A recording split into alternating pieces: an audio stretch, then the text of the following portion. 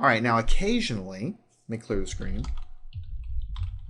Occasionally, you are going to be interested in extracting more than one element. Like this is a large matrix of data. Maybe you're interested in pulling out the 3, the -2, the 5, and the 4 as a matrix. Because maybe you'd like to pull this out of your original data matrix and then operate only on that. Like you might imagine this is some data that represents, some survey you took on the telephone, and there could be a reason why you arranged it in terms of a matrix, but you took that data and then you grab it, you pull it all into MATLAB, and then when you get it into MATLAB, you realize you really only want to operate on these 4 elements here. So what you want to do is you want to extract them out of this matrix so that you can then do operations only on that subset of data. Now, obviously, this is simple, so you could just type this stuff into a new matrix, right?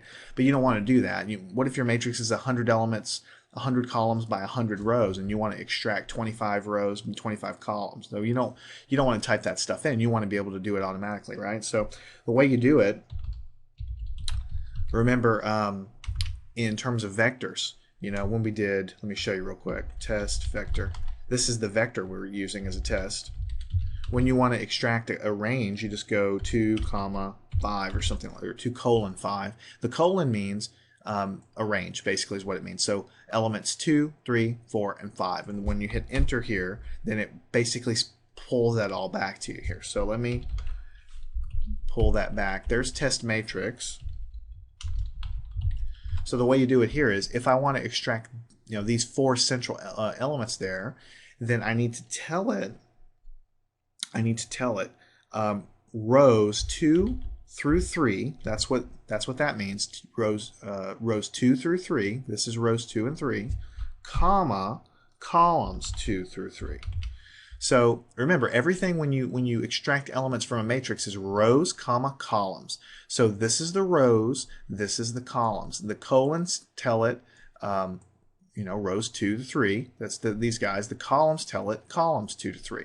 So when I hit enter, I should have extracted everything in the center.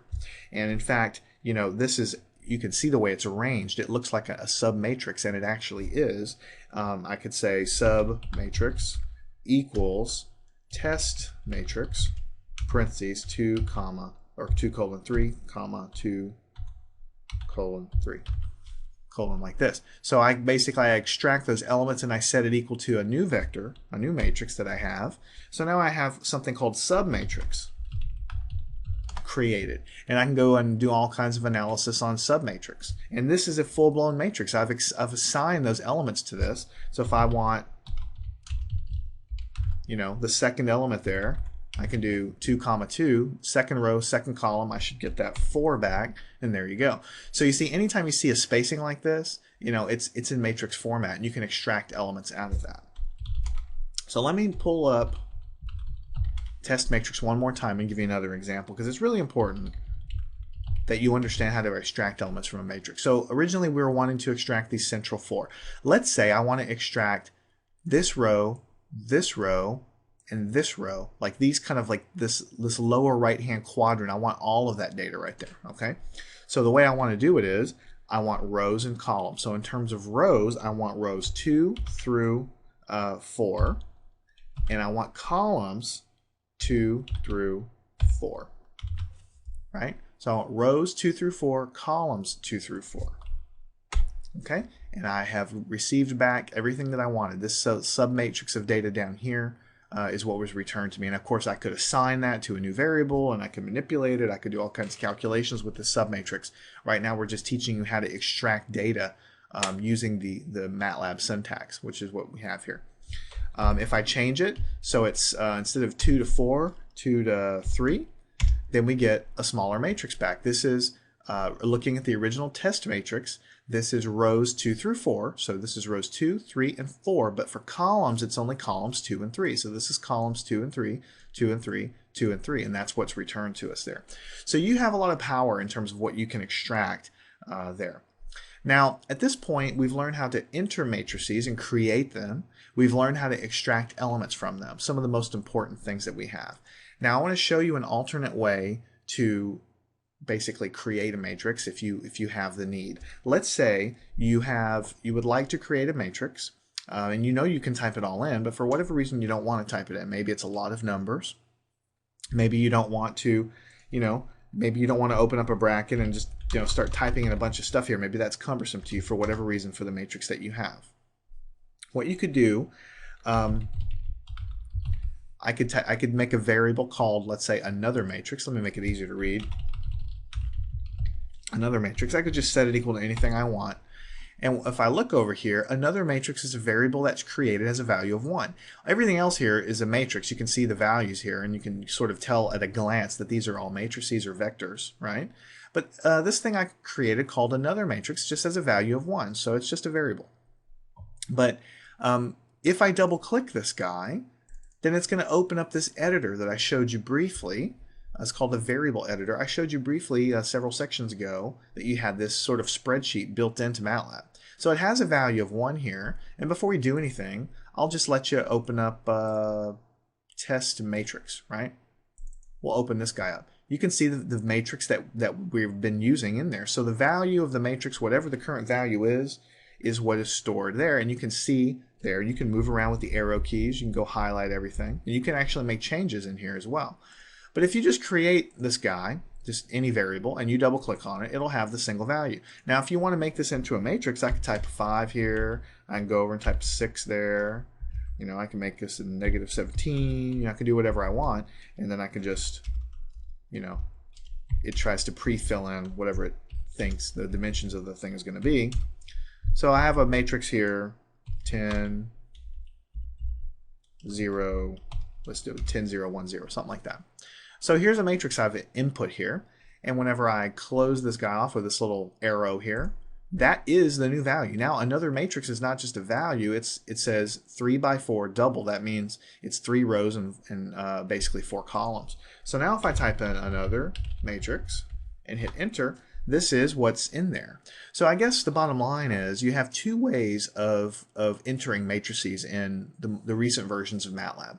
The first one would be to do it the way we did it before. You would basically say, JSON is equal to, and you open this guy up and you enter your first row like this, and you put a semicolon, and you enter your second row, and you hit another semicolon, and then you hit enter your third row like that. That is a way to enter a matrix, and that works fine.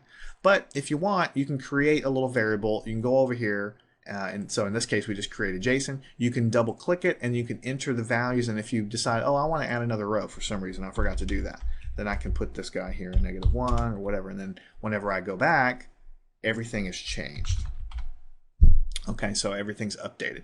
When would that be useful? Well, for small matrices, I really don't encourage you to do this. I encourage you to type it into the MATLAB command window just because it gives you practice with the MATLAB syntax. But if you're entering data directly and manually in, and you don't have any other way to do it, what if you have a lot of scientific notation? What if you have very large numbers, very small numbers, well, like lots of decimals, 0.0010 or something? That's cumbersome just to type out in one long line on the command line. It can get cumbersome. So it might make a little more sense for you just to come into the variable editor here and just type it all in. But either way, once the matrix is created, then you can use it the same way as any other guy. Okay, let me just show you one final thing before we close this guy off. Matrices in MATLAB are not afraid of any special numbers. So I can do complex matrix, right? I can type, real numbers in here. 1 space 2 space 3 space -1, okay, put a semicolon. For my next line, I can type in, of course, decimals, 0.5 space 0.25 space 3/4. That's going to be evaluated as 0.75, right? And I can even put things like pi in here, things that are defined in terms of MATLAB. Constants. So that's my second row. It's got 4 elements. My third row, I can do all kinds of other things. I can do 3 space 4. I can do imaginary numbers. I can just put I here. MATLAB knows that I is the imaginary number I. That's my third element. My fourth element, I could put 3, plus 2I, right? Because we know how to deal with complex numbers, and I can close that off. So my first row is going to be these 4 regular old numbers. My second row is going to be these numbers. One of them is a fraction, the other one is a pi, but when MATLAB does it, it's going to evaluate this fraction as a decimal. And then the fourth one is going to be number, imaginary number I, and the fourth one's going to be complex number 3 plus 2I. Let's see what it looks like. And there you go. This is a good example of when you're doing things and you get an error, you got to look at it and see, what did you do wrong? Well, in this case, I just typed in complex matrix and I opened the bracket. I'm going to pull that guy back and go here, and I forgot to put an equal sign there. So I'm setting this variable equal to this matrix. So let's try it again. And there is our matrix in all of its glory. The first row are just these numbers. The second row, notice our fraction 3/4 was converted to decimal. MATLAB's always going to do that unless you tell it that you're dealing with a symbol. We did not do that here. And pi, of course, was not kept exact. Pi is 3.14, and it kind of truncates it. And the fourth row, we have these numbers. I is 0 plus 1i. That's exactly what you would expect. And then 3 plus 2i. So you can put complex numbers in here. You can put regular decimals. You can put constants. It doesn't matter. If you start dealing with this guy and it has complex numbers in it, MATLAB's going to be able to handle it just fine. So put whatever you need to put in there. And if we double click on complex matrix, you'll see everything in its full glory. So MATLAB shows you everything, the complex representation of everything. So this is 1 plus 0i. It's a real number. So it's just showing you everything there. But all the information is in the variable editor in there, as you also see on the screen. And if you want to extract complex matrix, let's say you want to extract this last guy. This is the third row, fourth column. Then you get 3 plus 2i, which is this guy, third row, fourth column. All right, so I hope you've enjoyed this lesson. Make sure you know how to enter matrices into MATLAB. Make sure you know how to extract elements from those matrices. Practice with this, and it's very important actually, because as we go through, we're going to be creating matrices constantly, dealing with calculations and extracting answers and things, and so you need to make sure you understand how to do it. So practice it, do these exercises yourself, and make sure you totally understand how to deal with inputting matrices in MATLAB.